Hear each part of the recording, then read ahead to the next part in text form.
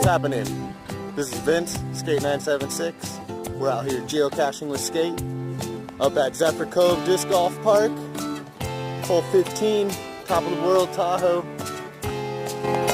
Geocache Standing Rock. Gonna go check on that. I replaced the container a couple years ago. Cache owner is Lake Tahoe Vacation Association Center, Vacation Center, something like that. Apparently they're not an active member, but I went ahead and replaced the container anyway. People have been liking it, still finding it. Last time it was found was in October, and it is June, so gotta check on it. Alright, cache is in good condition. Looks like everyone has been leaving some good stuff in there, taking some trackables. Enjoying the view up here. Hashtag geocaching Lake Tahoe. Hashtag Lake Tahoe geocaching. Geocaching with Skeight. Stay tuned. See you later.